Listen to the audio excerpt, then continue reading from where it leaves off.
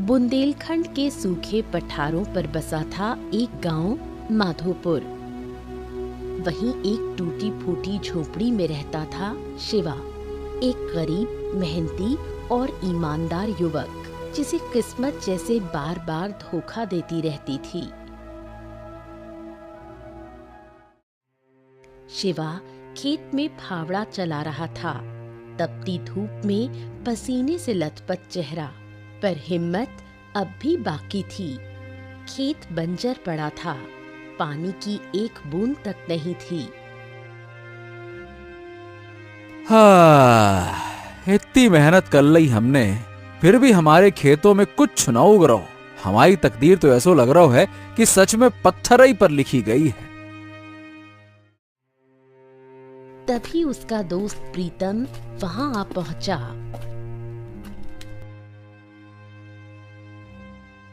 काय रे शिवा, तू फिर से मिट्टी खोद रहा है? अरे हमने तो सुना है कि इस बार तो बीज ने भी मना कर दिया कि भैया हम इस मिट्टी पर ना उगे हैं। अरे प्रीतम, तू तो जानता है मेहनत करने वालों को भगवान देर से देता है, पर देता जरूर है। भगवान? अबे तेरे हिस्से का तो भगवान भी भूल गया। पूरा गांव कहता है कि तू तो जन्मजात बदकिस्मतैया है। हाँ, ज्यादा खीखी करके दांत न दिखाओ, बड़े आए। हमने भी सुनो है लोग क्या कह रहे, पर प्रीतम सही बताएं तो हमारे अंदर से ना एक आवाज कहती है कि हमारी तकदीर बदलेगी। जब कोई भी ना मानेगा ना पूरे गांव में, तब भी हमको लग रहा है कि हमारी तकदीर तो बदलेगी। हाँ, अबे तू भी ना शिवा सपनों की रोटी पर जिंदा है। कम से कम हमारा दिल तो जिंदा है प्रीतम, और उम्मीद भी।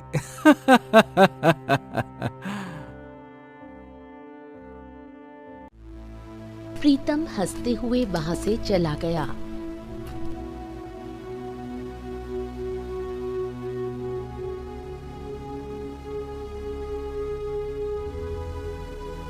शाम को शिवा अपने घर लौट आया।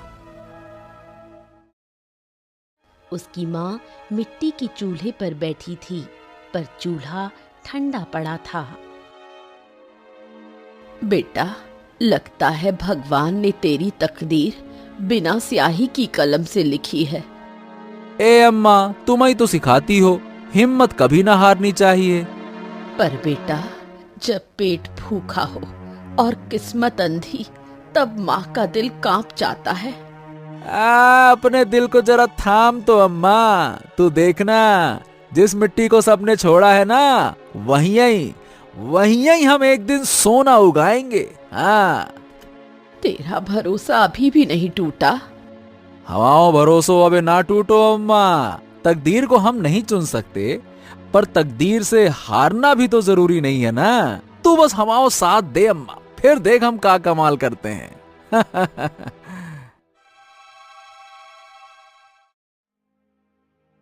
कुछ देर बाद शिवा सो गया।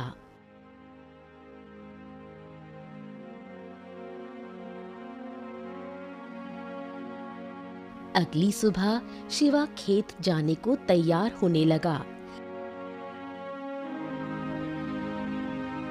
तभी उसकी माँ उससे बोली, बेटा, घर में लकड़ियां खत्म हो गई है, चूल्हा कैसे जलेगा?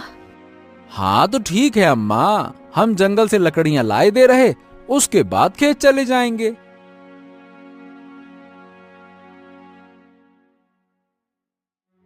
ये कहकर शिवा जंगल की ओर निकल पड़ा। वो आधे रास्ते पहुंचा ही था कि उसे रास्ते में उसके कानों में उसकी प्रेमिका वृंदा की आवाज टकराई। अरे शिवा, तुम यहाँ? इस वक्त तो तुम खेत में होते हो, आज जंगल क्यों जा रहे हो? वृंदा, अरे वो कहा है कि घर में लकड़ियां खत्म हो गईं। खेत का काम हम बाद में करेंगे, पहले अम्मा के चूल्हे की चिंता तो दूर कर दें। कल दूसरे गांव से लड़के वाले आए थे मुझे देखने, सब देखकर चले भी गए। तुम अपनी माँ को पिताजी के पास भेज दो, वरना देर हो जाएगी। अब तुम हमारी हालत तो जानती हो वृंदा, गांव में हर कोई हमारी तकदीर का मजाक उड़ाता है। हम दिन रात मेहनत करते हैं, पर पता नहीं कहां से कोई न कोई आफत आ ही जाती है। अरे यहाँ तक कि हमारी अम्मा भी हमारी तकदीर को कोसती हैं। अब बताओ भला, ऐसे में तुम्हारा हाथ मांगने की हिम्मत हम कहां से लेके आए? मैं रोज मंदिर में पूजा करके तुम्हारे लिए प्रार्थना करती हूँ। गाँव वाले जो बोलते हैं वो उनकी मूर्खता है। इंसान की तकदीर से ज्यादा उसकी सोच मायने रखती है। तुम्हारी सोच साफ है, तुम्हारा दिल सच्चा है। एक दिन यही सोच तुम्हें बहुत आगे ले जाएगी शिवा। वृंदा के शब्दों ने शिवा के मन में एक हल्की सी उम्मीद की लौ जला दी। वृंदा घर लौट गई और शिवा जंगल की ओर बढ़ गया, पर इस बार उसके मन में कुछ और ही गहराइयां चल रही थीं। अरे कभी भी कुछ ठीक काहे नहीं होता है, हमें समझ में नहीं आ रहा। मेहनत करता हूँ, दुआएं भी मिलती हैं, अब फिर भी हर बार सब बिगड़ ही क्यों जाता है, समझ नहीं आ रहा। गहरी सोच में डूबते हुए वो जंगल में लकड़ियां काटने लगा। थोड़ी देर बाद उसने लकड़ियां बांधी और वापस गांव की ओर चल पड़ा।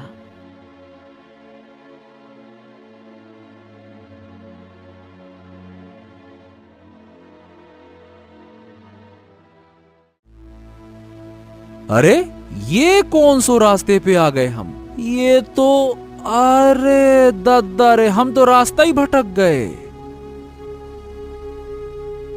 शिवा जंगल के उस हिस्से में आज तक कभी नहीं आया था। तभी तेज बारिश शुरू हो गई। आहा, ये क्या मुसीबत है, अब बारिश भी। बारिश से बचने के लिए वो किसी छांव की तलाश में इधर उधर भागने लगा। तभी उसकी नजर एक पुरानी वीरान हवेली पर पड़ी। हाँ, ये तो शायद वही हवेलिया है जिसके बारे में कहा जाता है कि यहाँ से तो अजीब अजीब आवाजें आती हैं। हे भगवान, ये तो बरसों से वीरान पड़ी है और बारिश के चक्कर में। चल भाई शिवा।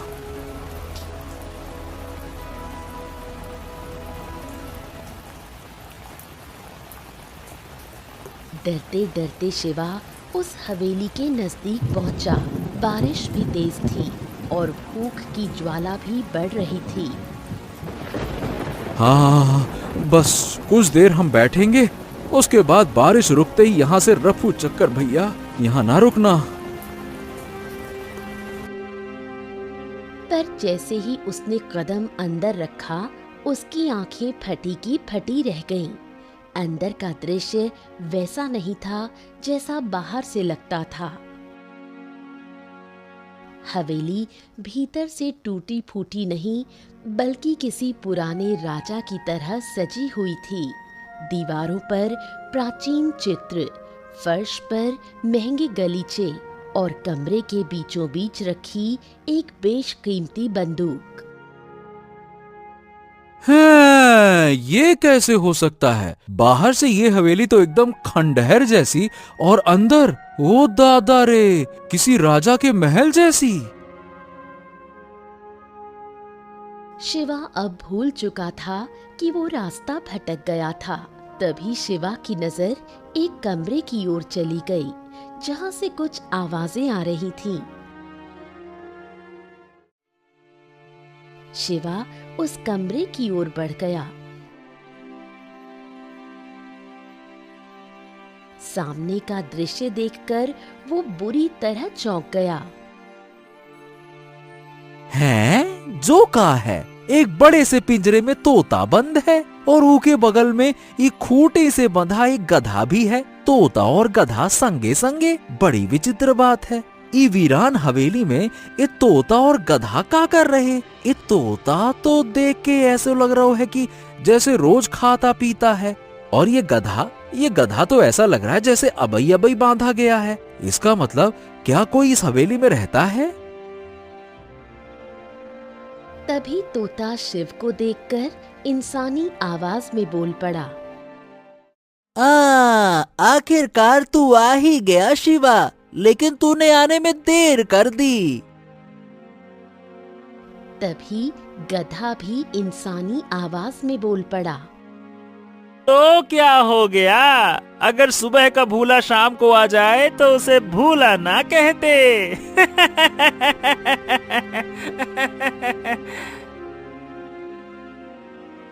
उन दोनों को इंसानी आवाज में बात करता देख शिवा बुरी तरह घबरा गया और तोते की ओर देखकर बोला, हैं? जो कैसे संभव है?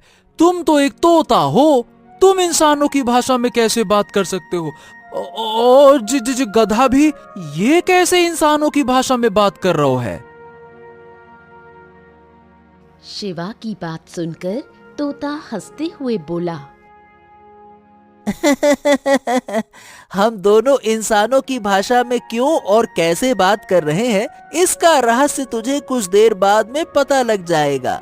हम ये तुझे अभी नहीं बता सकते, पर इतना जरूर बता सकते हैं कि हम दोनों को एक वरदान प्राप्त है। इस हवेली में कोई नहीं आता, तू पहला मनुष्य है जो यहाँ आया है। तभी गधा हंसते हुए शिवा से बोला, और तू बड़ा तकदीर वाला भी है। ये सुनकर शिवा चौंक गया। तोता शिवा से बोला, मेरे दोस्त डर मत, हम तेरा कोई नुकसान नहीं करेंगे। अब मेरी बात ध्यान से सुन, मुझे वरदान मिला है कि मैं इंसान को सही राह दिखा सकता हूँ, और मेरे दोस्त गधे को वरदान मिला है कि वो इंसान को विनाश की राह दिखा सकता है। ये सुनकर शिवा चौंक गया और बोला, हैं? का मतलब? तभी गधा इंसानी आवाज में बोला, अरे भाई, मतलब ये है कि हम किस्मत तो नहीं लिखते, पर हम ऐसे मौके जरूर दिखाते हैं जिससे किस्मत बनाई जा सकती है। एक राह भलाई की और एक राह बर्बादी की। जो तू चुनेगा उसी से तेरी किस्मत बनेगी। शिवा हैरानी से उन दोनों को देखने लगा और बोला, हाँ, तुम्हारी कुछ कुछ बातें तो समझ में आ रही और कुछ तो बिल्कुल ही ना आ रही। तभी तोता शिवा से बोला, हम समझाते हैं। देखो, आज पूर्णिमा है और हर पूर्णिमा की रात को हम दोनों तुझे एक एक रास्ता दिखाएंगे। तू जो चुनेगा वही तेरी दिशा तय करेगा। अगर मैं तुझे अच्छाई का रास्ता दिखाऊंगा तो ये गधा तुझे उसी रास्ते पर चलते हुए उसका विपरीत परिणाम भी दिखाएगा। परिणाम विपरीत होगा और तेरे लिए वो परिणाम बुरा भी हो सकता है। और तेरा चुनाव ही तेरी किस्मत तय करेगा। अगर तू सही चुनाव करेगा तो विश्वास कर, तेरी तकदीर के सितारे पलट जाएंगे।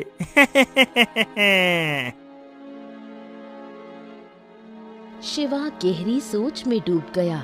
कुछ देर बाद उसने कहा, हाँ तो ठीक है, हम तैयार हैं, चलो। तोता बोला, तो फिर जा, तेरे गांव में एक बहुत पुराना कुआं है ना? हाँ हाँ हाँ, साहूकार के खेत में एक बहुत पुराना कुआं है, लेकिन वो खेत तो बंजर है और वो कुआं भी सूखा पड़ा है। ना तो वो खेत किसी काम आ रहा है और ना वो कुआं। अरे बल्कि हमारे गांव के लोग तो उधर झांकने भी ना जाते। लेकिन तू जा, उस कुएं में एक तांबे का बक्सा है। तुझे कुएं के अंदर उतरना होगा और कुएं के अंदर घना अंधेरा है। जब तू तलाशी लेगा तो तुझे वो बक्सा मिल जाएगा। उस बक्से में बेशुमार सोने चांदी के गहने रखे हुए हैं जो एक राजा के हैं। हाँ, अब वो राजा इस संसार में नहीं है। हजारों साल पहले वो इस दुनिया को अलविदा कह चुका है। उसने वो गहने वहाँ छुपा कर रखे थे। तू उन गहनों को हासिल कर सकता है और अमीर बन सकता है। ये सुनकर शिवा खुश हो गया। वो जाने ही वाला था कि तभी गधा बोल पड़ा। लेकिन रुक जा, अब मैं तुझे इसका विपरीत परिणाम बताता हूँ। उस कुएं की दीवार बहुत कच्ची है, क्योंकि वो वर्षों से सूखा पड़ा है। जब तू बक्सा निकालने लगेगा ना, तब दीवार गिर सकती है। तू घायल भी हो सकता है। चोट इतनी गहरी हो सकती है कि तेरी मृत्यु भी हो जाए। इससे बेहतर एक दूसरा रास्ता बताता हूँ, सुन। तू सीधे साहूकार की हवेली में घुस जा। वहाँ एक कक्ष है जिसे साहूकार बंद नहीं रखता, लेकिन उस कक्ष में बहुत सारा सोना चांदी रखा हुआ है। इस रहस्य को केवल साहूकार जानता है। तू चोरी कर ले, किसी को शक भी नहीं होगा। उस कमरे में भी बहुत अधिक सोने और चांदी के गहने रखे हुए हैं। शिवा गहरी सोच में डूब गया और बोला, हम तो यहाँ से अभी जा रहे, फैसला हम बाद में करेंगे। अगली पूर्णिमा को फिर से आऊंगा। चलो भाई। हाँ, रुको, जाने से पहले एक बात याद रखना शिवा। हम दोनों के रहस्य को तुम बाहर किसी को नहीं बताओगे, नहीं तो अगली पूर्णिमा की रात तुम चाह कर भी इस हवेली की ओर आ नहीं पाओगे। तुम्हें ये हवेली दिखाई नहीं देगी। हाँ।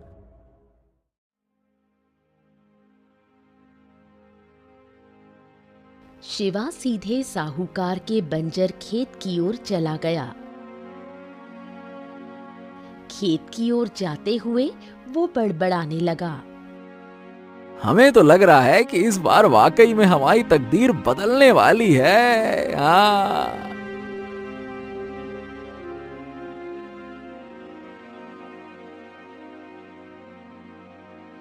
शिवा कुएं में उतर गया। उसे वो तांबे का बक्सा मिल गया।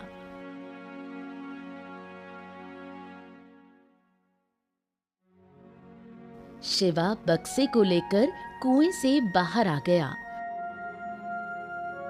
और रात के अंधेरे में अपने घर की ओर चल पड़ा।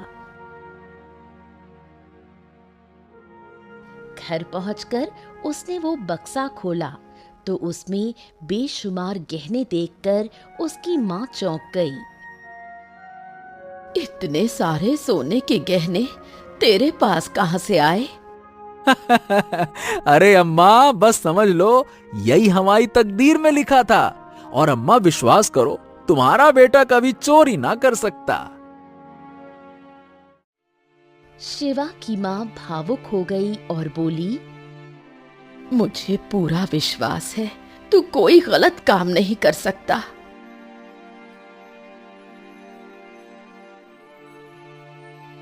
उस दिन के बाद से शिवा की तकदीर बदल गई। उसकी झोपड़ी अच्छे मकान में बदल गई। उसने खेती छोड़कर व्यापार करना शुरू कर दिया और देखते ही देखते वो धनवान बन गया।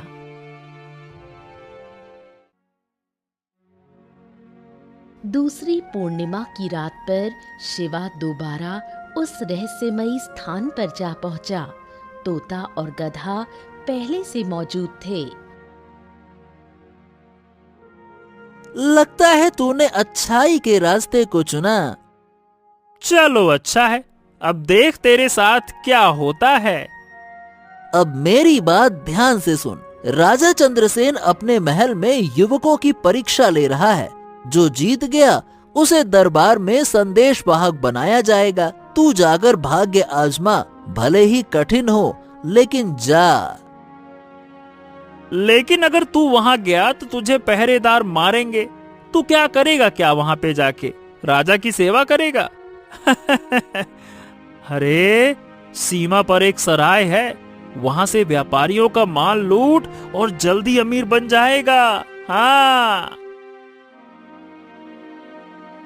शिवा ने तोते की बात मानी।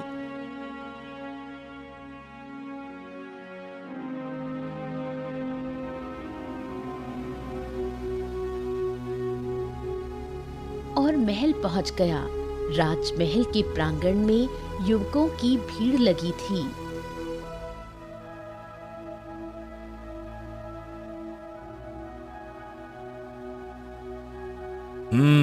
हम आज 3 परीक्षा लेंगे, बल की, बुद्धि की और धैर्य की। जो इन तीनों में सफल होगा वही बनेगा हमारा विशेष संदेश वाहक। पहली परीक्षा बल। राजा की ओर से 2 सैनिक आते हैं।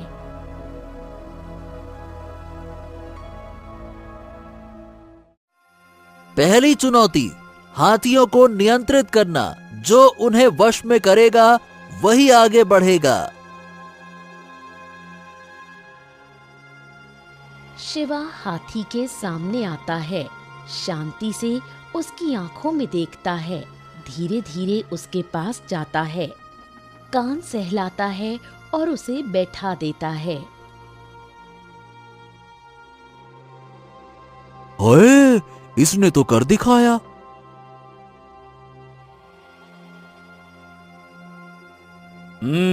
शाबाश।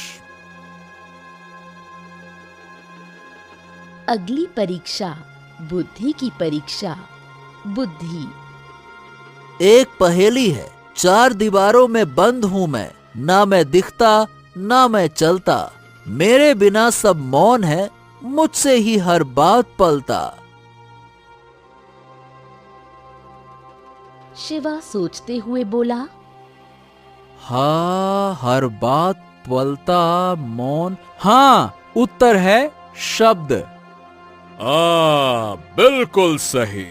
और अब तीसरी और सबसे कठिन परीक्षा धैर्य।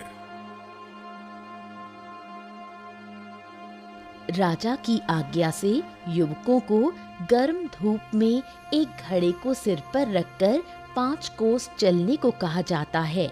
घड़ा पानी से भरा है और वो गिरना नहीं चाहिए।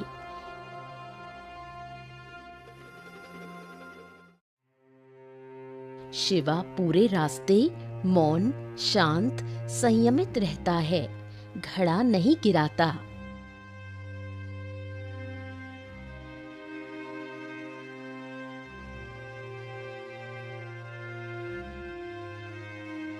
हाँ, अब मैं नहीं चल सकता।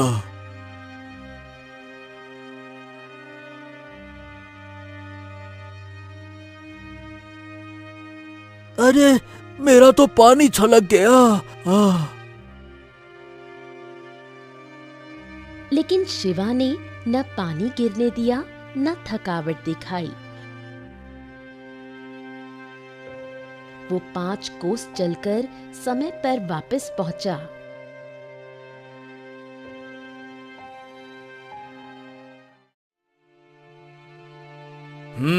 तो तीनों परीक्षा में जिसने विजय पाई वो शिवा है। हम इसे राज्य दरबार का संदेश वाहक नियुक्त करते हैं। दरबार गूंजता है, जय हो जय हो। राजा चंद्रसेन की सेवा में हम सदा समर्पित हैं। महाराज की जय हो।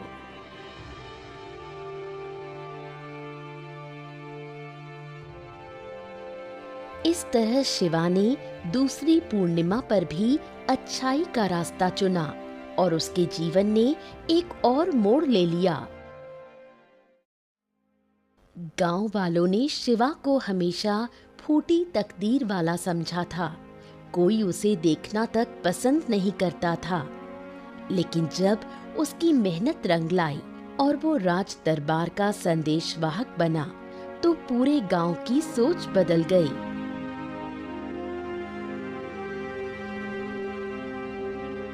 अरे भाई, शिवा तो अब तकदीर वाला बन गया रे। जैसी तकदीर पलटी है वैसी शायद किसी की पलटे।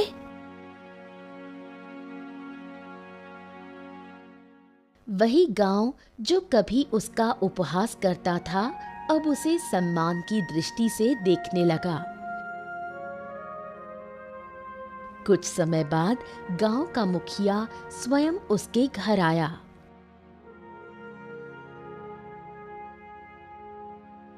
प्रणाम माता जी, प्रणाम। अब अगर आपकी अनुमति हो तो मैं अपनी पुत्री वृंदा का विवाह शिवा से करना चाहता हूँ। ये हमारे लिए सौभाग्य की बात होगी। हर पिता यही तो चाहता है कि उसकी पुत्री किसी तकदीर वाले के साथ ब्याही जाए। शिवा मुस्कुरा दिया, मन ही मन सोचने लगा। हाँ, तकदीर भी कैसो कैसो खेल दिखा रही। जो कभी मेरा नाम नहीं सुनना चाहता था, वो आज अपनी बेटी का हाथ मेरे हाथ में देना चाहता है।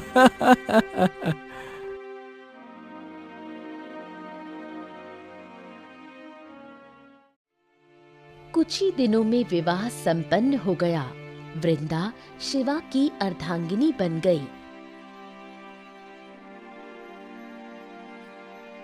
विवाह के कुछ समय बाद वृंदा शिवा से बोली, शिवा, तुम अचानक इतने धनवान कैसे बन गए और राजा चंद्रसेन से इतनी नजदीकी कैसे हो गई? ना ना ना ना वृंदा, हम तुझे चाह कर भी नहीं बता सकते। अरे बस तुम इतना जान लो कि ये सब ईश्वर की कृपा से हुआ है। हमने कोई गलत काम नहीं करो। अब मैं दोबारा कभी नहीं पूछूंगी। मुझे तुम पर पूरा भरोसा है।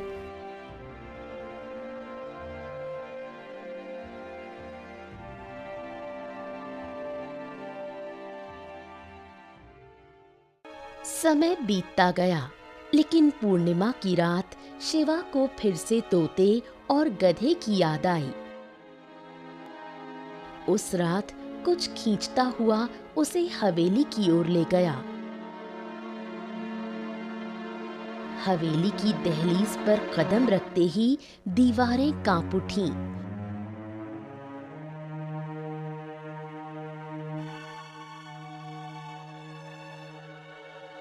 अंदर बैठा तोता और गधा शिवा को देखकर चौंक उठे। हमें लगा था कि अब तो तू हमें भूल गया होगा। तेरी तकदीर बदल चुकी है। अरे ऐसा कैसे हो सकता है? मैं भला तुम दोनों को कैसे भूल सकता हूँ? लेकिन आज मैं किसी इच्छा से नहीं आया।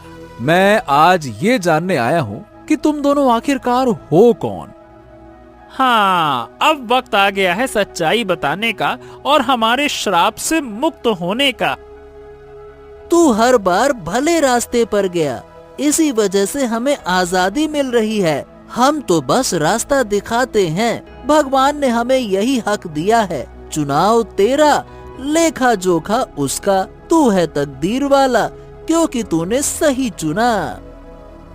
तो क्या तुम सच में हमारी मदद कर रहे थे या हमें भटका रहे थे? हम इस हवेली के श्राप हैं। सुनो, 100 साल पहले यहाँ के राजा ने तकदीर पर शोध करने की ठानी थी। उसने सोचा कि अगर इंसान की आत्मा में प्रवेश किया जाए तो उसकी तकदीर की रेखाएं देखी जा सकती हैं। और फिर राजा ने मंत्र रचे, लेकिन ईश्वर नाराज हो गए। राजा तो खत्म हुआ, पर उसके 2 सेवक हम इस श्राप में फंस गए।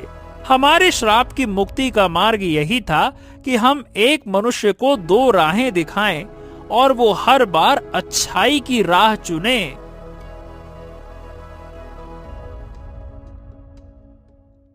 शिवा ने हर बार वही चुना जो कठिन था, लेकिन सही था।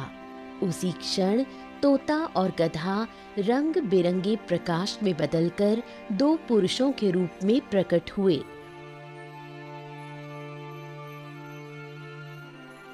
और फिर अंततः अदृश्य हो गए। शिवा को कोई आश्चर्य नहीं हुआ, उसे सब ज्ञात हो चुका था। हाँ, तो अब मैं इस रहस्य को हमेशा बनाए रखूंगा। तुम लोगों का बहुत बहुत धन्यवाद।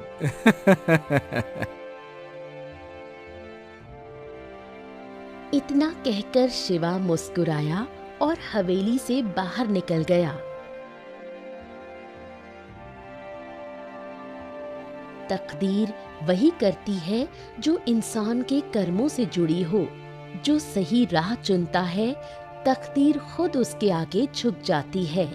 शिवा की कहानी बस एक कहानी नहीं, हर इंसान के अंदर छुपे उस तकदीर वाले की गवाही है।